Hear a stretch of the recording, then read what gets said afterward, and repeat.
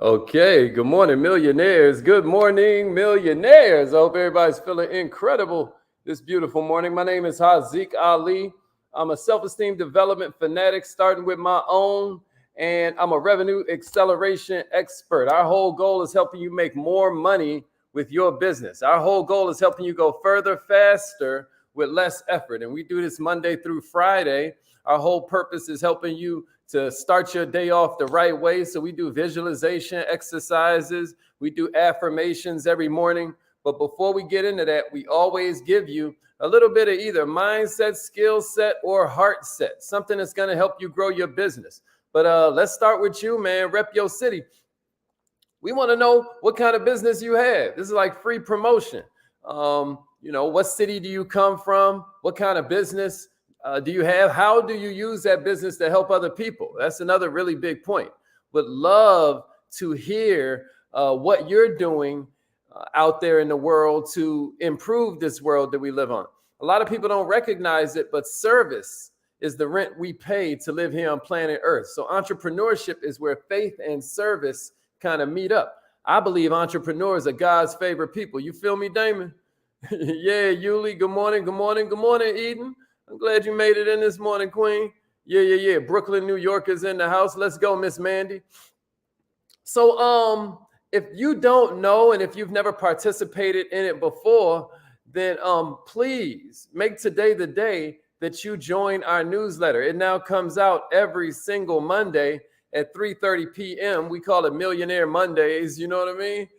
So you get our entrepreneurship newsletter every single Monday at 3:30 p.m. So make sure you enroll. Just go to the website, wearemillionaireminded.com, and throw your email address and your name up in that thing, and you are going to be in there like swimwear. You know what I'm saying? Good morning, Kenya. Glad you made it in. Digital Daryl is in the house. My man Dennis Thicklin is up in here. Let's get it, Alan. Okay, the Allen Group is up in here. I love that. Providing financial game plans for entrepreneurs. I love that. What's up, Ken? Let's go. Let's go. All right, y'all. So we about to get this party started. Today, Dr. Marilyn made it in. My man Jeff made it in. Let's go. Hey, Miss Allen. Good morning. Good morning. Ashley Scott is in the house. Let's go. What's up, Ash? Ashley Dorsey made it in this morning. I love it. I love it. Somebody from one of the Facebook groups is checking in, talking about helping single mothers and fathers achieve their financial goals through fintech solutions. You got to love it. You got to love it. So check it out, y'all. This morning, what we're talking about here, let me remove the newsletter banner. Hopefully everybody got that. Make sure you join the newsletter. What we're talking about this morning is service. This is a really incredible book called The New Art of Selling, but it came out in like the 1950s. They say if you want to learn something new, read something old, right? And I thought that this was so powerful. I kind of wanted to share this with you guys. Elmer Letterman wrote this book. It's called The New Art of Selling. And I thought that it would be useful to share with our Millionaire Minded tribe this morning because it's a story about providing service beyond what people normally call service. You know what I mean? Write this down in your notes. Write this down in the comments. Just because you ain't got it, don't mean the customer's need goes away. Now that's powerful. That's powerful. Just because you ain't got it, just because you don't have anymore, just because you're sold out, just because that partner dropped the ball, it doesn't mean the customer's need goes away. Am I making sense to somebody out there? So how the story goes, and this is back from the 1940s, is, basically the whole book is about the fact, you always hear me say you got to serve before you deserve, right? Well, one of the ways that they lay it out is that one of the most overworked words in salesmanship is the word service, right? And what he says is we need to take customer service from being this word that we just use to any regular attention that you give to a customer just because you got common sense. And instead, what service should mean is when you do something tailor-made. Somebody say that in the comments. Service equals tailor-made. Service equals tailor-made. He said it should be something extra, an extra contribution. Somebody say service equals extra contribution. It should be to a customer's welfare. This should be something that's beyond mere routine follow through. Am I making sense? Service should be tailor made and extra. So now for the story. Back when Conrad Hilton took over the Palmer House out in Chicago, all the hotels were crowded because it's World War II going on, right? So all these travelers coming to Chicago found themselves roomless. They found themselves frustrated. And Conrad Hilton, who, by the way, is the grandfather or the great-grandfather of Paris Hilton, you know, of That's Hot fame and all of that, and the Burger King, or what was that, Arby's commercial, all of that. And I think they had some reality show. Anyway, Conrad Hilton saw that. He would see the signs that always said, sorry, no rooms today.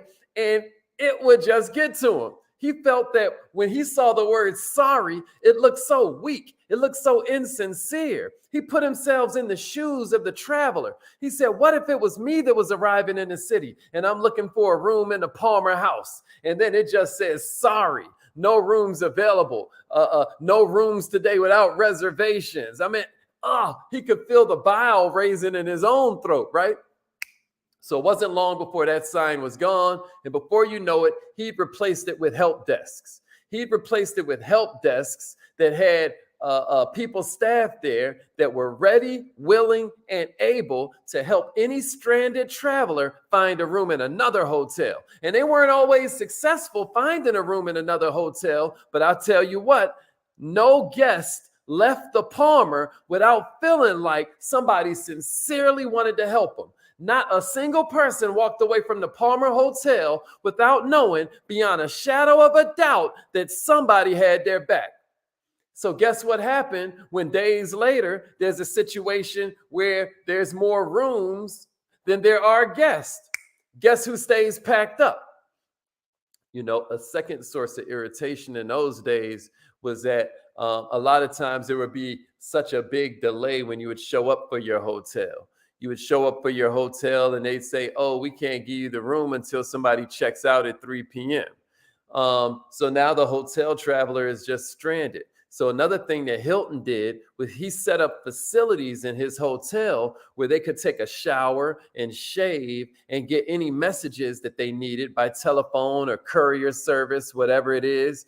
He made it so that he set up a little depot, a little office area, a little toiletries area that made it so that he could handle even the need of the customer who wasn't able to check in at a good time.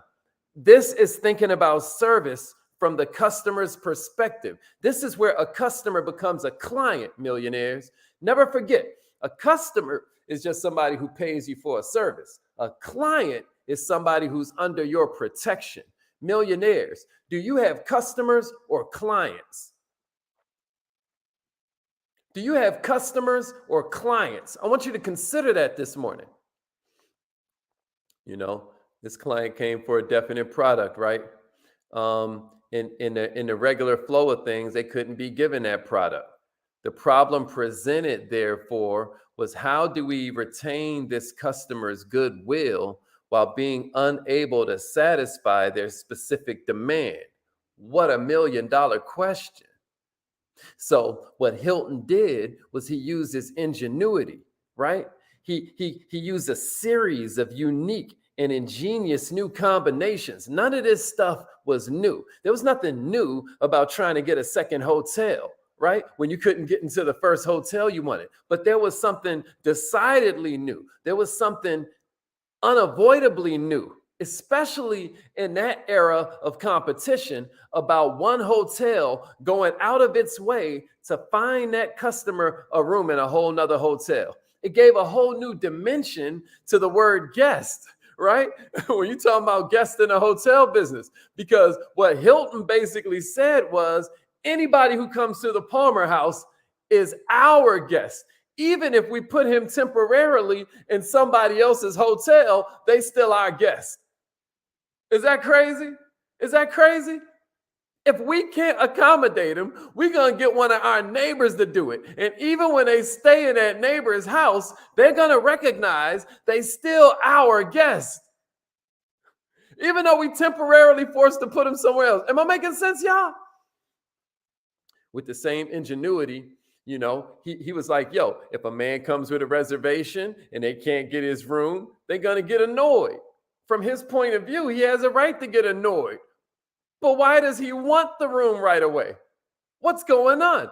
Well, he wants to be able to get his messages, right? He wants to be able to attend to certain personal needs. I can't give him the room that he needs. But check it out. I can give him what he needs. Am I making sense? Am I making sense? Listen to me, y'all. This is that fresh look that sometimes problems require. This is a solution that will sometimes help you create whole new revenue streams. I'm talking to the entrepreneurs right now. What I want you to understand is that a lot of times you get caught up into this weak way of thinking where you say, man, if I had all the resources I needed, boy, I sure would be able to make a difference. If I had everything I needed, boy, nobody would be able to stop me. You wouldn't be able to hold me back. Boy, if I just had all the resources that they got, if I just had all the resources that I wrote down on my vision, list that I put on my vision board, if I had all of that right now, ooh. But that's not how this universe works, y'all. How this universe works is creativity is next to godliness. You got me? Listen to me. Creativity is next to godliness. I know what you always hear is cleanliness is next to godliness. And ain't nothing wrong with that, baby. Stay clean. But I want to remind you, you were created by a creator to be creative. You were created in the image of the creator. Do you get what I'm saying? Creativity is next to godliness. Now check this out. All creativity comes from constraints. This is what we mean by adversity is an opportunity. All creativity comes from constraints. Feel me on this right now. What I'm saying is, it's the adversity that unlocks the God you got inside. It's the adversity that gives you the power to get closer to your divinity. What can you learn from this Conrad Hilton story? What are you doing to encourage going above and beyond on your own team? Huh? You can't blame nobody who's a normal teammate or a normal employee from saying, we ain't got no more. We out of stock. Oh, I'm sorry they dropped the ball. And then the customer says, oh, well, this sucks. And then they go away. But on the other hand, if you want to be extraordinary, what I'm challenging you to think about this morning is how can you fulfill their needs no matter what? My challenge to you this morning is, will you take ownership? Will you take control of the problems that come your way? My challenge to you is for you to take the ability to respond. I'm talking about responsibility, because if you take ownership of the problem, then you take ownership of the customer. If you try to delight the customer in every way, even when you think you can't, you're going to become a long-term winner. You're going to create what they call loyalty and retention. You're going to turn that customer into a cheerleader. You're going to turn them into a client first, but soon after that, that client will become a cheerleader, and that's a guarantee, because people don't give you referrals because they like you. People give you referrals because it makes them feel superior to their friends. It makes them feel superior to their family members. And problems often show up like opportunities in disguise. You hear me? Opportunities often show up as problems in disguise. It's all about how you look at it. And the cool part is the choice is yours, millionaires. Was this helpful? The challenge for you is to think of what other ways you can respond, instead of just saying what everybody else is saying. Sorry, no rooms without a reservation.